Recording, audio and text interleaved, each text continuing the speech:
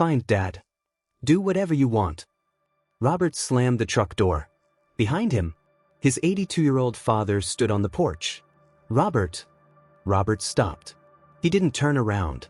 Then his father said, "Drive safe." Robert drove away angry. He had no idea those 2 words would follow him for the next 9 years, or that one day he would hear himself making the same mistake with his own son. 9 years earlier, Robert Hayes didn't know that ordinary Sunday would become one of the days he remembered most. At the time, it was just another argument between a father who didn't want help and a son who didn't know how to stop worrying. Frank Hayes was 82. He still lived alone in the same small Pennsylvania house Robert had grown up in. The stairs creaked. The kitchen cabinets hadn't been replaced in 30 years, and the garage still smelled faintly of motor oil and old wood. Robert had asked him more than once to move somewhere smaller, somewhere safer. Frank always gave him the same answer: "I'm fine." And if you've ever had an aging father, you probably know how much those 2 words can hide. Frank's knees were getting worse. His hands shook slightly when he held his coffee. Once, Robert found him standing on a ladder, trying to clean the gutters. At 82, Robert nearly lost his mind. "Dad, what the hell are you doing?" Frank looked down. "Cleaning the gutters." "I can see that." "Then why'd you ask?" Robert stared at him. Frank smiled. That was Frank. Stubborn, proud, and almost impossible to help. But Robert knew where that stubbornness came from, because he'd inherited most of it himself. Frank had never been an affectionate man, at least not with words. Robert couldn't remember many conversations. "I love you." That simply wasn't how Frank spoke. When Robert was 16, Frank helped him keep a terrible old Chevy running long after the car should have been dead. Saturday mornings, they would disappear into that garage together. Frank would hand Robert a wrench and let him struggle. Whenever Robert became impatient, Frank would say, "Easy. Don't force it. If you have to force it, you're probably doing it wrong." Robert hated that sentence, mostly because Frank was usually right. Years later, when Robert bought his first house, he mentioned over the phone that the kitchen sink was leaking. The next morning, at 7 someone knocked on the door. Frank, toolbox in one hand, 2 coffees in the other. No hug, no speech, just, "Where's the sink?" That was how Frank said "I love you." He fixed things. He showed up. And before Robert drove anywhere, Frank almost always said the same 2 words: "Drive safe." Robert barely noticed them back then. Why would he? When you hear something your entire life, you start believing you'll hear it forever. But by 82, Frank was the thing Robert couldn't fix. His body was slowing down. His balance wasn't what it used to be. And Robert had started noticing small things Frank pretended not to notice. A forgotten appointment, an unopened prescription, a bruise on his arm. Frank couldn't quite explain. Robert wasn't trying to control his father. He was scared. But men like Robert aren't always good for saying, "I'm scared of losing you." So instead, Robert talked about railings, medication, assisted living. And Frank didn't hear a frightened son. He heard someone telling him his life was no longer his. That Sunday, Robert brought it up one more time. "Dad, just come look at the place." Frank didn't look up from his coffee. "No, you haven't even seen it." "Don't need to." "Jesus, Dad." Frank put the cup down. "Robert." "What?" "I'm not going." "So what am I supposed to do?" "Nothing." "Nothing?" Robert laughed, but there was no humor in it. "I'm supposed to wait until you fall down those stairs?" Frank's expression changed. "It's still my life, Robert. I know that. Do you?" "I'm trying to help you." Frank looked directly at his son. and then said, "Then stop treating me like I'm already gone." Robert went quiet. He should have heard what was underneath those words. Fear, pray, maybe even a little humiliation. But Robert was angry, and angry people rarely hear what's underneath anything. He grabbed his keys. "Fine, Dad. Do whatever you want," and walked outside. The truck door slammed. Behind him, the screen door opened. "Robert." He stopped. For just a second, Robert thought maybe his father was going to say something, maybe apologize, maybe ask him to come back inside. Robert didn't turn around. Frank simply said, "Drive safe."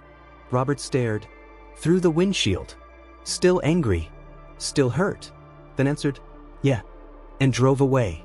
Here's the part Robert would replay for years. His father didn't die that night. Robert hadn't lost his chance. Not yet. In fact, over the next few months, he would be given more chances than he could count. And somehow, that would become the most painful part of all. And Robert did have chances. That was the part he would struggle with for years. 3 days after the argument, Frank called him. Robert saw his father's name on the screen and stared at it. For a moment, part of him wondered if this was it. Maybe Frank was calling to talk about Sunday. Robert answered, "Hey, Dad, you watching the game?" Robert paused. "What? Sunday? You watching?" That was it. No apology, no mention of the argument, just football. Robert almost laughed. "Yeah, probably." Frank complained about the quarterback. Robert disagreed.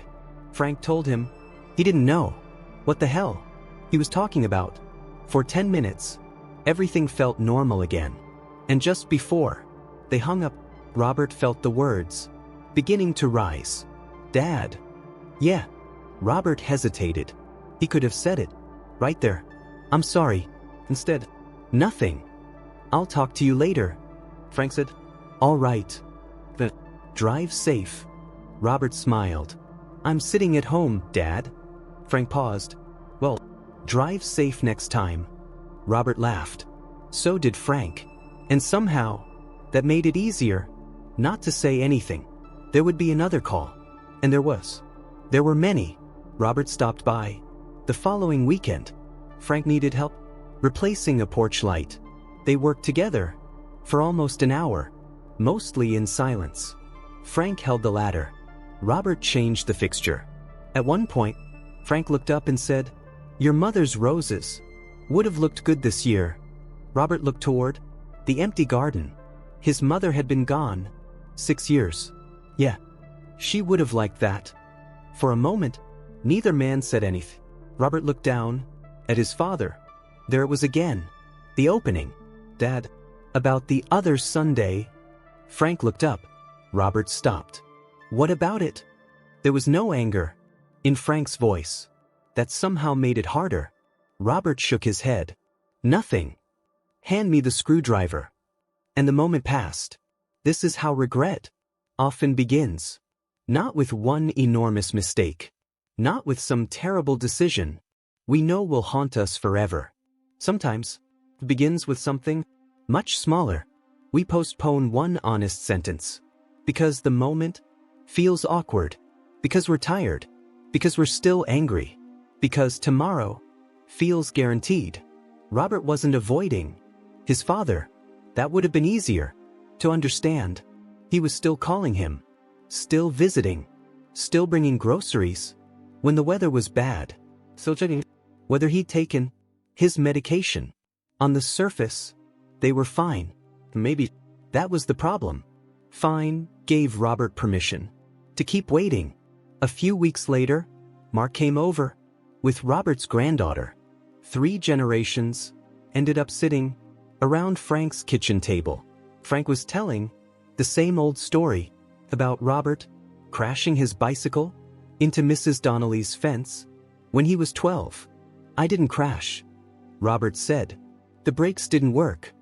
Frank looked at Mark. "The brakes worked." Mark laughed. "So Dad was an idiot?" Frank took a sip of coffee. Your father was 12. Same thing. Everyone laughed. Even Robert. And for a little while, there was no argument, no assisted living, no old age, no fear. Just 3 generations, sitting around an old kitchen table. Robert would remember that afternoon later, not because anything important happened, but because nothing important happened. And those are often the moments we don't realize we're going to miss. As Robert was leaving, Frank walked him to the door. Call me when you get home. Robert smiled. Dad, I'm 63. Frank shrugged. And? Robert shook his head. All right. He stepped outside, then stopped. His hand was still on the screen door. He turned back. Frank was standing in the kitchen. Robert almost said it. I'm sorry. Maybe even something more. Something men like Robert and Frank had spent a lifetime assuming didn't need to be spoken. But Mark was already waiting in the driveway. His granddaughter was getting tired. It was getting late. Robert told himself, next time. Frank looked at him. Something wrong? No. Robert smiled. See you, Dad. Frank nodded. Drive safe. 2 months passed. Frank got weaker. Not dramatically, just enough for Robert to notice. He slept more, walked slower. Sometimes, he lost his train of thought. Halfway through a sentence, Robert mentioned seeing the doctor. Frank said he already had an appointment. Robert asked when. Frank couldn't remember. That frightened him. But this time, Robert didn't argue. He simply called the doctor's office himself and drove Frank to the appointment. On the way home, they stopped at a small diner they had been visiting since Robert was a kid. Frank ordered coffee and apple pie. The doctor had told him to watch his sugar. Robert looked at the pie, then at his father. I'm not saying anything. Frank smiled. You're learning. Robert laughed. For a while, they sat there, watching cars pass outside the window. And Frank said, almost casually, I know you're only trying to help. Robert looked at him. Frank was staring into his coffee. This was it. Robert knew it. The argument was sitting right there, between them, waiting. Robert opened his mouth. Dad, a waitress approached. Anything else for you gentlemen? Frank looked up. No, ma'am. We're good. The moment broke. Robert reached for his wallet, and something inside him said, I'll tell him in the truck. He didn't. That night, Robert called his father, just to make sure he'd gotten inside safely. For less than 2 minutes. Before hanging up, Frank said, Thanks for today. Robert answered, Anytime, Dad. The pause. Frank said, Good night, son. Robert, Good night. His thumb hovered over the red button, just for a second. Say it. But Robert was tired. It had been a long day, and there was always tomorrow. He ended the call at 6:17. The next morning, Robert's phone rang. He was still in bed. He reached for it, expecting to see his father's name. It wasn't Frank. It was the hospital. Robert sat up, and before the woman on the other end had finished her first sentence, something inside him already knew. Frank had suffered a serious medical emergency during the night. By the time help arrived, there was very little anyone could do. Robert didn't say anything for several seconds. Then he asked the question people ask when their mind hasn't caught up with reality. Can I talk to him? Silence. Then the woman gently said, I'm sorry, Mr. Hayes. Robert sat on the edge of the bed, holding the phone. 9 years later, he would remember almost nothing else about that conversation. Not the woman's name, not what he wore to the hospital, not even the drive there. But he remembered one thought with perfect clarity. I was going to tell him today. And for the first time, Robert discovered the cruelest thing about next time. Sometimes, you don't know you've used your last one. 9 years passed. Robert kept living. That's what people do. He went back to work. He became a grandfather. He celebrated birthdays, Christmases, anniversaries. He retired after more than 30 years. In construction, he and his wife took a trip to Tennessee. He replaced the roof, complained about property taxes, watched football on Sundays, got angry, got tired. If you'd met Robert, you probably wouldn't have known he was carrying anything at all. And most days, Robert would have told you he wasn't. He didn't wake up every morning thinking about his father. He didn't sit alone, staring at old photographs. He wasn't broken. Life had simply moved forward. But regret has a strange way of moving forward with us. It doesn't always scream. Sometimes it waits inside an old song, a familiar smell, a Sunday afternoon, a sentence someone else says, without knowing what it means to you. One Sunday morning, Robert was in the garage, working on a cabinet door. It had been crooked for almost 3 years. His wife had asked him to fix it more times than either of them could remember. His phone vibrated against the workbench. Mark calling. His son. Robert wiped his hand on his jeans and answered, "Hey, son." "Hey, Dad. What's up?" "Not much." Mark paused. "Emily and I were thinking about bringing the kids over today." Robert looked at the cabinet, then at several boxes he'd planned to sort. "Today?" "Yeah. Nothing big. We thought we'd order pizza, let the kids run around." Robert looked at his watch. He had things to do. Nothing important, but things. "Today's not great." Mark went quiet for half a second. "Okay." Robert continued. "Maybe next week." "Sure. Next week." "All right, Dad. Talk later." "Yeah. Talk later." The call ended. Robert put the phone face down and went back to the cabinet. He didn't feel guilty. He didn't hear dramatic music in his head. He didn't suddenly think about his father. Why would he? There was always next week. About 20 minutes later, Robert needed a 3/4-inch wrench. He opened the bottom drawer of his old toolbox. Sockets, pliers, rusted screws, electrical tape. His hand stopped. At the bottom, underneath an old rag, was a wrench. Nothing valuable. Steel, fresh, darkened with age. A small patch of faded red paint near the handle. Robert knew it before he even picked it up. His father's. Frank had used it for decades. Robert hadn't seen it in years. He wrapped his hand around the worn handle, and suddenly, he wasn't 62 anymore. He was 16, standing beside that miserable old Chevy. His knuckles hurt. He was pulling as hard as he could on a stubborn bolt, and behind him, his father's voice. "Easy." Robert could almost hear it. "Don't force it. If you have to force it, you're probably doing it wrong." Robert looked down at the wrench and smiled, just slightly. Then another memory came. The diner. His father, staring into his coffee. "I know you're only trying to help." Robert remembered opening his mouth. "Dad, Then the waitress. The drive home. Next time. Then another memory. His father's voice. On the phone. "Good night, son." His thumb.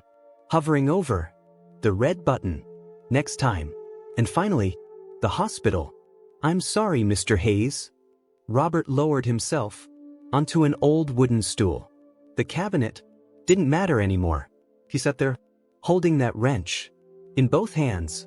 A few minutes later, his wife appeared at the garage door. "Coffee?" Robert didn't answer. She looked at him, then at the wrench. She recognized it. That was Frank's, wasn't it? Robert nodded. "Yeah." She waited. "You okay?" Robert gave the answer he'd given most of his life. "Yeah." She knew better, but she didn't push. She walked over, placed the coffee beside him, rested her hand briefly on his shoulder, and went back inside. Robert remained there. The garage was quiet, and then His eyes moved toward his phone. Mark's call was still sitting near the top of the screen. 12:14 p.m. Mark, 4 minutes. Robert stared at it, and somewhere inside him, two conversations, 9 years apart, suddenly collided.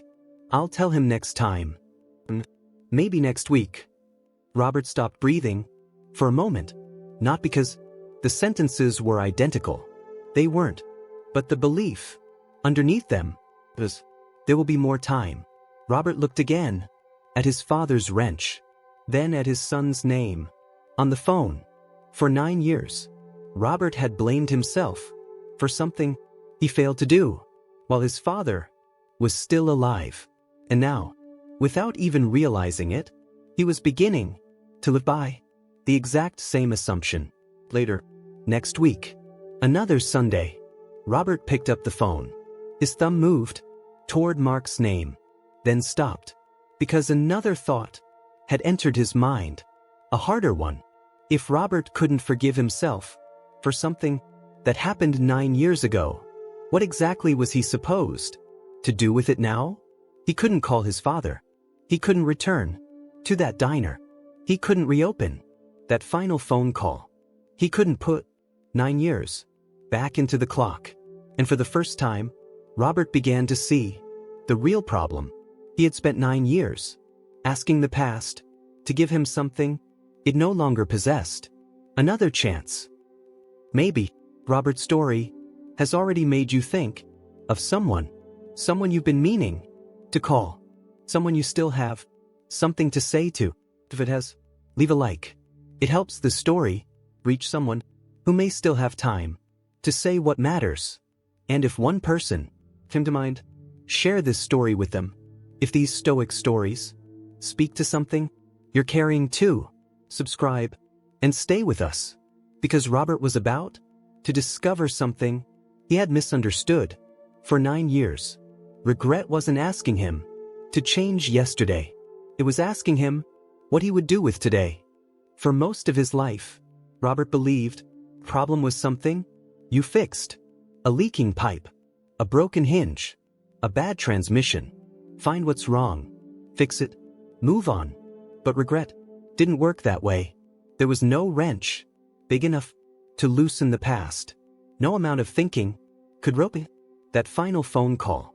And no apology could reach a man who was no longer there to hear it. Robert knew all of that. But knowing something and accepting it are not the same thing. A few days later, Robert was driving alone to the hardware store. The radio was on, mostly for noise. He wasn't really listening. Then a voice from a podcast caught his attention. The speaker was talking about an ancient Greek philosopher named Epictetus, a man who lived nearly 2,000 years ago. Robert almost changed the station. Philosophy had never been his thing. Then he heard one sentence. Some things are up to us, and some things are not. Robert frowned. That was it? 2,000 years. And that was the great wisdom? Robert reached for the radio. Easy to say, he muttered, when it isn't your father, and turned it off. Silence filled the truck. But the sentence didn't leave with the podcast. Some things are up to us, and some things are not. Robert hated how simple it sounded, because his regret didn't feel simple. His father was dead. He had failed to say what mattered. What exactly was he supposed to do with that? Pretend it didn't hurt? Forget it? Forgive himself because some dead philosopher told him to? Robert wasn't ready for any of that. But that wasn't what Epictetus was asking him to do. That evening, Robert was sitting at the kitchen table. His wife had already gone upstairs. The house was quiet. His father's wrench was lying on the table beside him. Robert looked at it, and for reasons he couldn't quite explain, he took out a small notepad. On the first page, he wrote, "What can I change?" He stared at the question. Then underneath it, he wrote, "That Sunday." Robert looked at the words, then crossed them out. He wrote, "What I said to Dad." Crossed it out. not apologizing. He stopped. That one hurt. Then slowly crossed it out too. The night he died, Robert didn't even need to think. He crossed it out. There was nothing left. Just 4 things, covered by dark lines. Robert sat back. For a moment, the exercise made him angry, because it seemed to confirm the thing he feared most. There was nothing he could do. Then his phone lit up beside him. A photograph appeared on the lock screen. Robert and Robert's 2 grandchildren standing together at a baseball game the summer before. Robert stared at the picture, then looked back at the page, and underneath everything he'd crossed out, he wrote another sentence. What can I still change? This time, Robert didn't write immediately. He thought about Mark's call. Maybe next week. He thought about all the times his wife had tried to talk to him, and he'd answered, I'm fine. He thought about the people he loved who were still here. And slowly, Robert began writing. Comer. He paused. Listen more. Another pause. Say things while I can. Robert put down the pen. 3 ordinary sentences. Nothing profound. Nothing that could bring Frank back. And that was exactly the point. For 9 years, Robert had been asking the wrong question. How do I fix what happened? Stoicism gave him a harder question. What is still mine to do? The difference was almost painfully simple. His father's death was not in his control. The words Robert had already spoken were not in his control. The apology he had never made was no longer in his control. But the next words out of Robert's mouth still were. The next phone call still was. The next Sunday, if he was fortunate enough to receive one, still was. And suddenly, Robert understood something about regret he had never considered.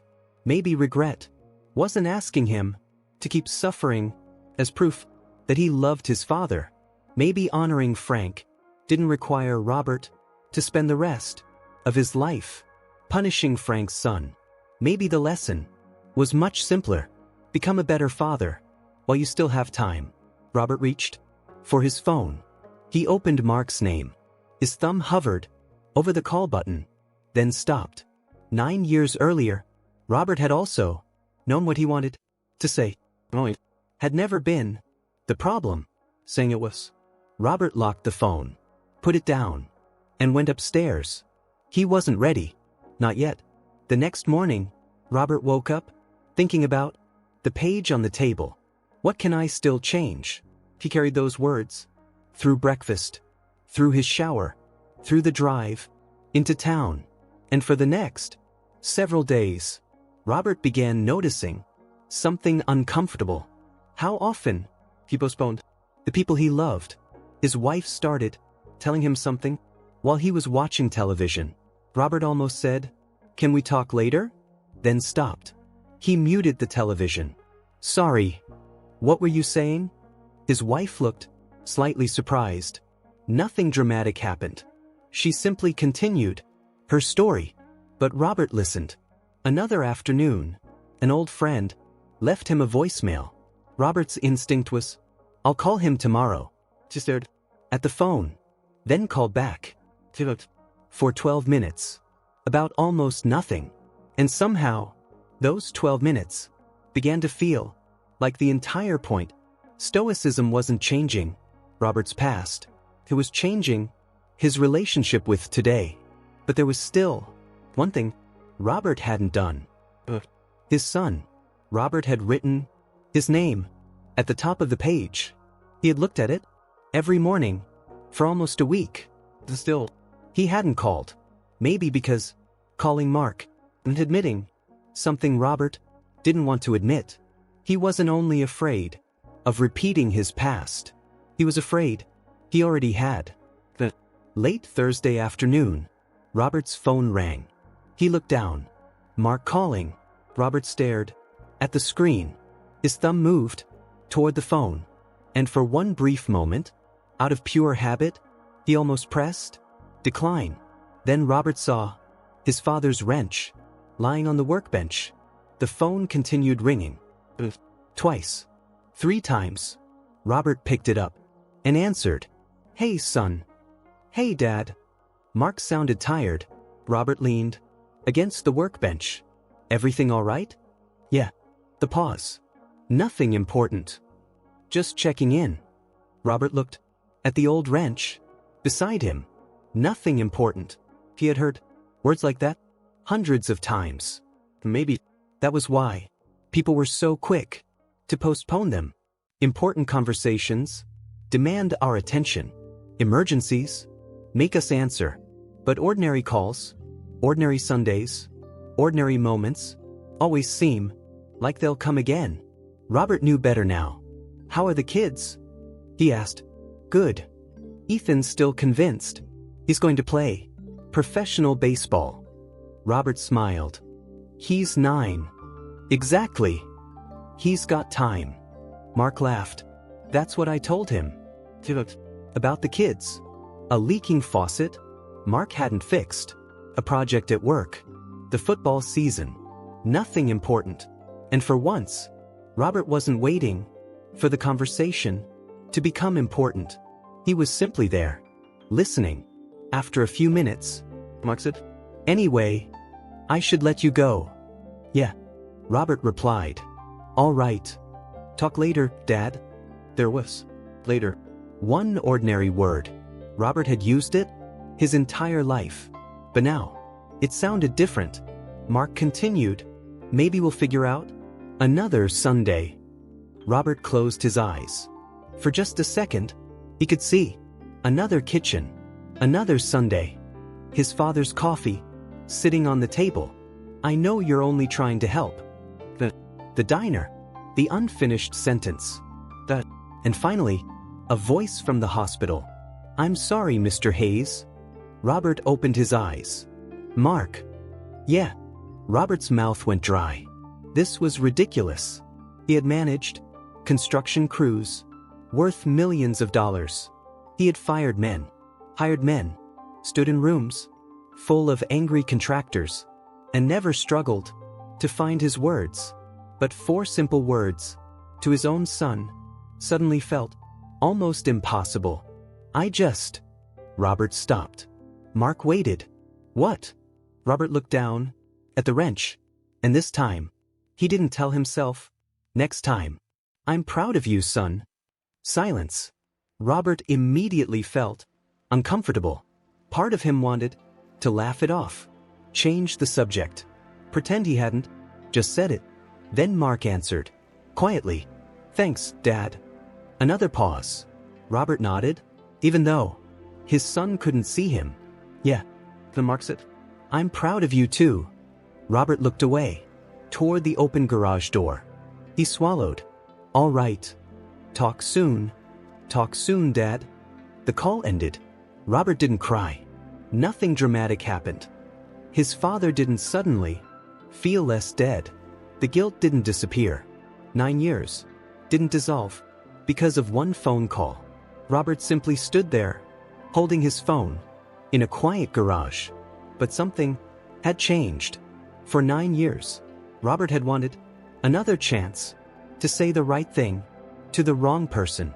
Frank was gone. Mark wasn't. Maybe that was the distinction Robert had been missing. Stoicism couldn't give him another yesterday, but it could teach him not to waste today. That Sunday, Robert's driveway filled with noise. Mark struck 2 children arguing about who got out first. Emily carrying too much food. Robert's wife opening the front door before anyone could knock. Mark walked toward Robert. "You sure we're not interrupting your cabinet?" Robert looked at him. "Cabinet can wait." Mark smiled. "Never thought I'd hear that." Robert laughed. "Don't get used to it." Nothing extraordinary happened that afternoon. They ordered pizza. One of the kids spilled soda. Robert complained that nobody knew how to close the refrigerator door. Mark fell asleep for 20 minutes in the recliner. His wife and Emily talked in the kitchen. The kids ran through the house. Too loudly. It was messy, ordinary, completely forgettable. And Robert noticed all of it, because for the first time, he understood that the days we call ordinary often become the days we'd give anything to have back. Later that afternoon, Robert's grandson Ethan came running into the house. "Grandpa." "What?" "My bike's broken." Robert sighed. "Of course it is." Ethan grinned. "Can you fix it?" Robert looked toward the garage. "Bring it around." A few minutes later, the two of them were sitting on the garage floor. Robert turned the bicycle upside down. Ethan watched every movement. "Hand me that wrench." Ethan reached toward the workbench. "Which one?" Robert pointed. "That one." Ethan picked it up. The old steel wrench. Faded red paint. Near the handle. Frank's wrench. He handed it to Robert. For a moment, Robert just looked at it. 3 generations had now held the same piece of steel. Frank, Robert, and now, Ethan. "Grandpa." Robert looked up. "Yeah.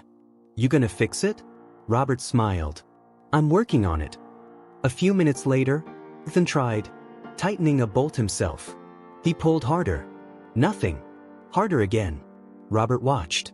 "Easy." Ethan kept pulling. And without thinking, Robert said, "Don't force it." Ethan stopped. Robert did too.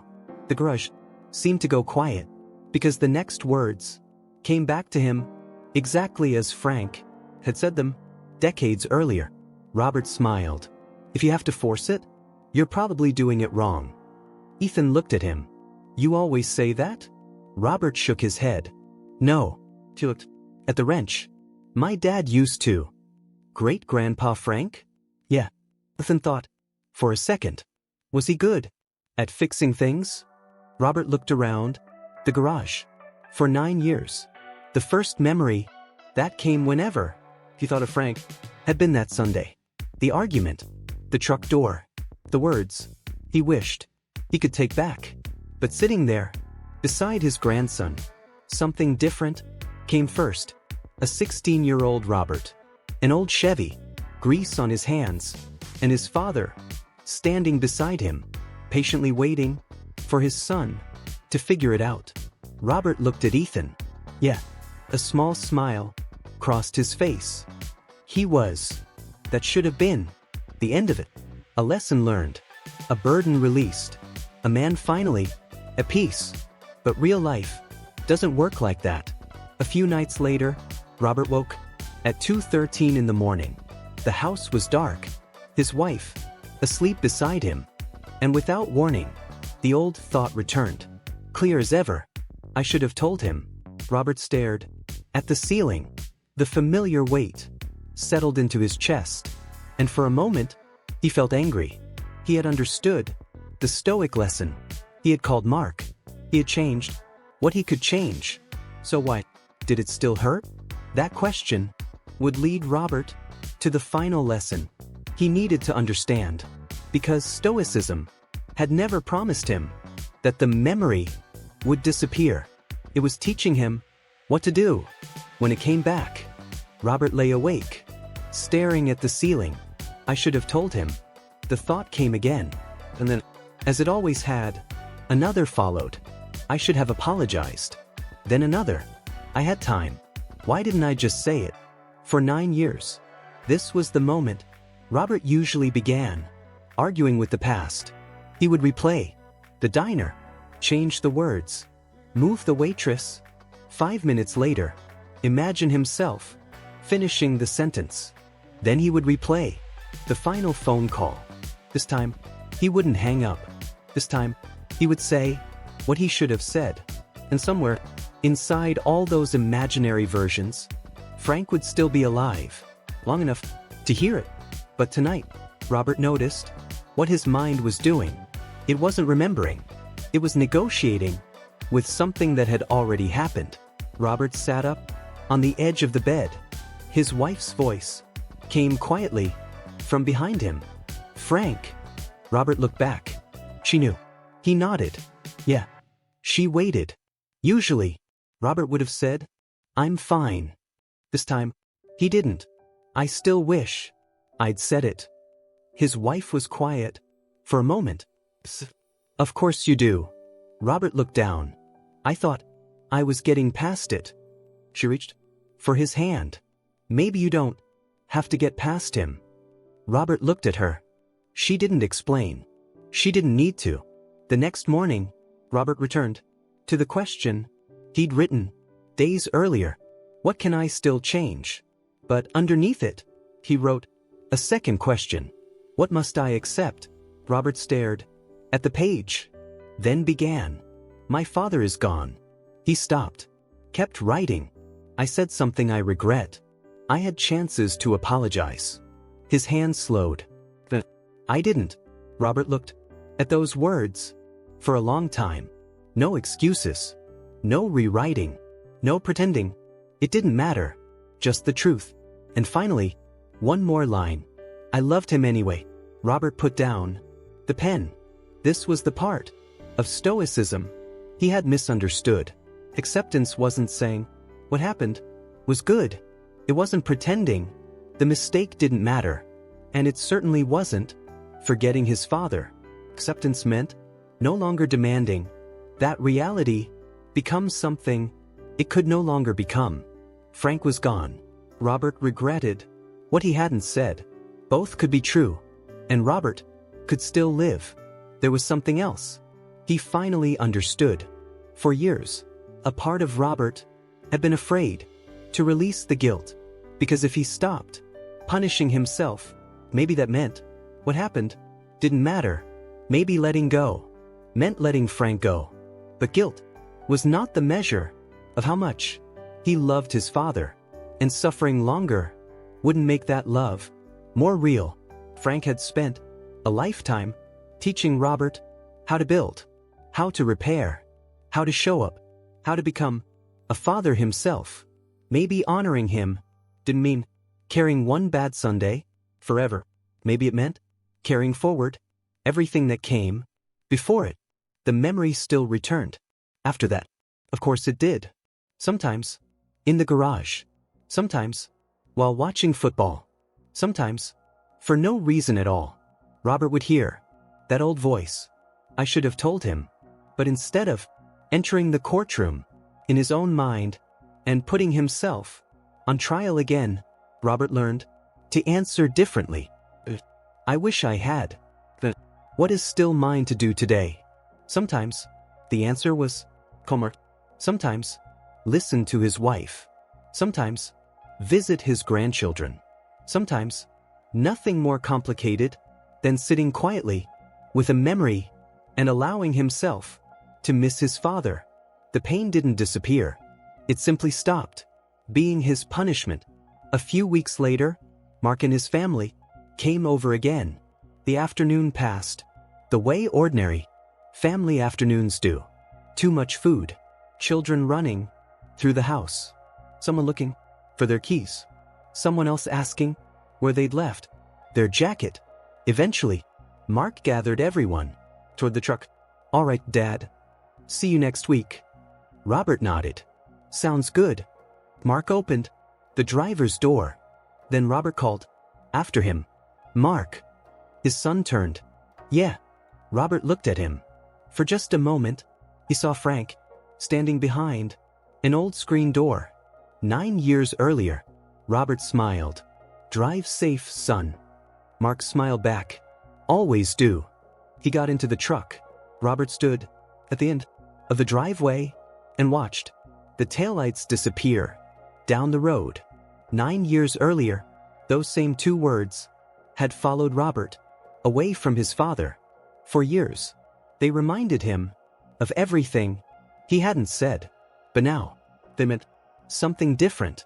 Robert finally understood that his relationship with his father was bigger than one argument, bigger than one unfinished apology, bigger even than the last conversation they ever had.